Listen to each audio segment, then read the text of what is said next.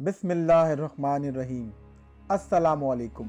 Free Urdu tube میں خوش آمدید۔ عربوں کا ایک مشہور بت جو صفا و مروہ پہاڑیوں پر پوجا جاتا تھا، یہ وہ بت تھے جسے لوگوں نے اپنے ہاتھوں سے نہیں تراشے تھے، بلکہ یہ جیتے جاگتے حقیقی انسان تھے۔ انہوں نے خانہ کعبہ کے اندر ایک ایسا جرم کیا تھا جس کی وجہ سے اللہ تعالیٰ نے انہیں ایسا خوفناک عذاب دیا جو آنے والوں کے لیے عبرت کا نشان بن گئی۔ جب سے خانہ کعبہ تعمیر ہوا تب سے لے کر اب تک جس نے بھی بیت اللہ کی بے حرمتی کی یا بے حرمتی کرنے کی کوشش کی تو اللہ تعالیٰ نے ان کا وہ حشر کیا کہ رہتی دنیا تک عبرت کا نشان بن کر رہ گئے، پھر چاہے وہ دنیا کا طاقتور بادشاہ ابرہہ اور اس کے ہاتھیوں کا لشکر ہی کیوں نہ ہو۔ اس کے علاوہ تاریخ میں کئی ایسے واقعات ملتے ہیں کہ جنہوں نے کعبہ شریف کی بے حرمتی کی اور ان کو اللہ تعالیٰ نے دردناک عذاب دے کر تباہ کر دیا۔ اس کی ایک مثال اصاف و نائلہ ہیں۔ اصاف بن یالا اور نائلہ بنت زید دراصل قبیلہ بنہ جرہم کے ایک مرد و زن تھے۔ نائلہ ایک خوبصورت اور حسین لڑکی تھی جو اپنے قبیلے میں یمن کے کسی علاقے میں رہا کرتی تھی۔ یہ خوبصورت حسینہ قبیلہ بنی جرہم میں اپنے حسن کی نمائش کیا کرتی تھی۔ وہ فحش لباس پہن کر گھر سے نکلتی تھی اور قبیلے کے نوجوان اس کے پیچھے پیچھے چلتے تھے۔ ہر کوئی اس سے تعلقات کا خواہش مند تھا۔ انہی لوگوں میں قبیلے کے سردار کا بیٹا بھی شامل تھا جس کا نام اصاف بن یالا تھا۔ اصاف اور نائلہ آپس میں محبت کر بیٹھے اور یہ محبت بہت ہی جلد خباثت میں بدل گئی۔ انہوں نے آپس میں ناجائز تعلقات قائم کر لیے اور جب کبھی موقع ملتا تو دونوں زنا میں مشغول ہو جاتے۔ اس طرح یہ سلسلہ یوں ہی چلتا رہا۔ جب ان کے گھر والوں کو اس بات کا علم ہوا تو وہ ان کے خلاف ہو گئے، جس کی وجہ سے ان کے ملنے جلنے پر پابندی لگا دی گئی۔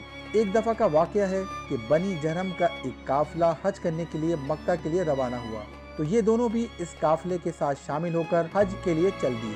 قافلہ اس طرح مکہ پہنچا اور یہ حج کے ایام تھے۔ انہی دنوں کا واقعہ ہے کہ ایک روز کعبے میں لوگوں کی تعداد بہت کم تھی اور آس پاس کوئی بھی موجود نہ تھا، لہٰذا شیطان نے ان کے دلوں میں وسوسہ ڈالنا شروع کر دیا اور وہ دونوں خانہ کعبہ میں داخل ہو گئے اور اس تنہائی کے عالم میں زنا کرنے لگے۔ ان کے اس خباثت اور کعبہ کی بے حرمتی پر زمین اور آسمان پھٹ پڑے، سمندر کی موجیں جوش مارنے لگی اور اللہ تعالیٰ کی طرف سے عذاب کچھ اس طرح سے نازل ہوا کہ جب وہ خانہ کعبہ کے اندر بدفعلی کر رہے تھے اس وقت ان کی روحیں قبض کر لی گئیں اور ان کے گوشت پوش کے جسم پتھر بنتے چلے گئے۔ یہ لمحہ انتہائی خوفناک اور عجیب و غریب تھا۔ دو زندہ انسان عذاب الہی کے تحت اب پتھر کے بن چکے تھے۔ کچھ دیر کے بعد جب بنی جرہم کے لوگ کعبہ کے قریب آئے اور بیت اللہ کے دروازے کو کھولا تو دونوں بدبخت برہنہ حالت میں پتھر بنے کھڑے تھے۔ لوگ یہ سمجھ گئے تھے کہ یہ خبیث اللہ کے مقدس گھر میں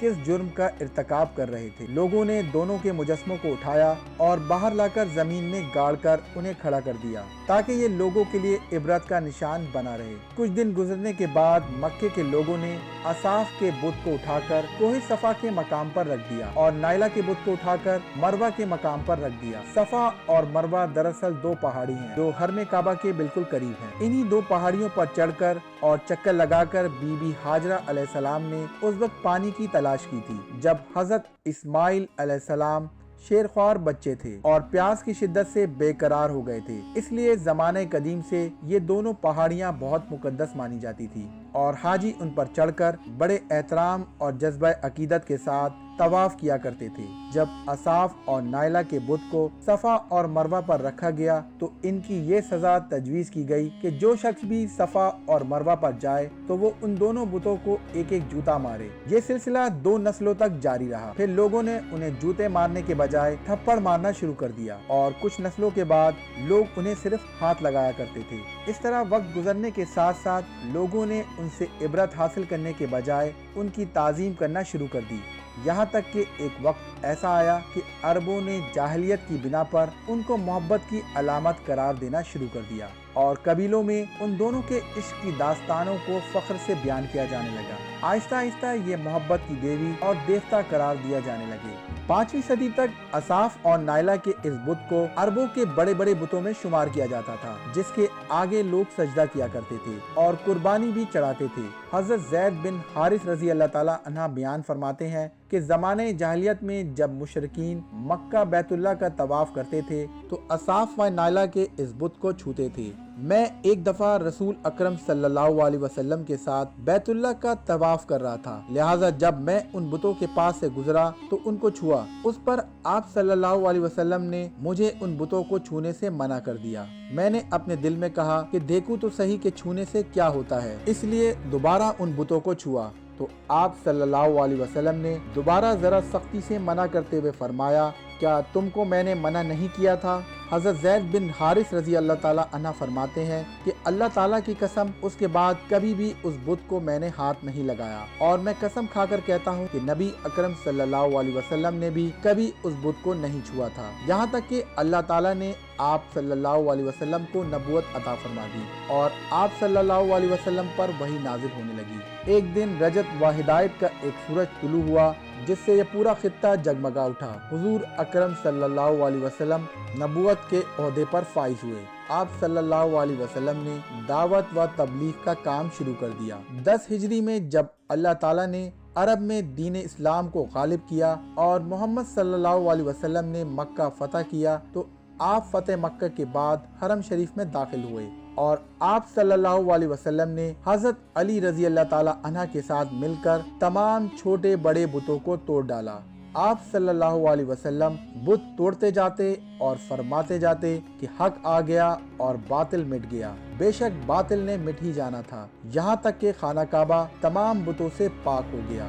پھر آپ صلی اللہ علیہ وسلم صفا اور مروہ پر تشریف لے گئے اور اصاف و نائلہ کے اس بت کو بھی اپنے مقدس ہاتھوں سے توڑ ڈالا۔ ہم نے دیکھا کہ اصاف و نائلہ کے اس بت کو لوگوں نے بطور عبرت صفا اور مروہ پر رکھا تھا، لیکن شیطان نے انہیں ایسا گمراہ کیا کہ وہ ان کی پوجا کرنے لگے۔ صرف یہی نہیں بلکہ زنا جیسے بدترین جرم جسے کعبہ شریف کے اندر کیا گیا تھا، لوگ اس داستان کو فخر کے طور پر بیان کرنے لگے تھے۔ دراصل ہونا تو یہ چاہیے تھا کہ ان کے اس بدفعلی پر لعنت کی جاتی، لیکن عربوں نے اس گناہ کو داستان عشق بنا دیا اور اصاف و نائلہ کو ایک رول ماڈل کے طور پر پیش کرنے لگے۔ بالکل اسی طرح آج کے اس فتنے بھرے دور میں بھی یہی کچھ حالات نظر آتے ہیں، جہاں اگر کوئی شخص کسی طرح کا سنگین جرم کرے تو لوگ اسے ہیرو کی طرح بطور نمونہ پیش کرتے ہیں۔ فریڈم، آزادی خیال اور لبرزم کے نام پر ہر طرح کی خباثت اور برائی کو خوبصورت انداز میں پیش کر کے اس کی بھرپور تائید کی جاتی ہے۔ اللہ رب العزت سے دعا ہے کہ اللہ تعالی ہمیں ہر قسم کی برائیوں اور فتنوں سے محفوظ رکھے اور شیطان مردود کے وسوسوں اور چالوں سے حفاظت فرمائے۔ آمین یا رب العالمین۔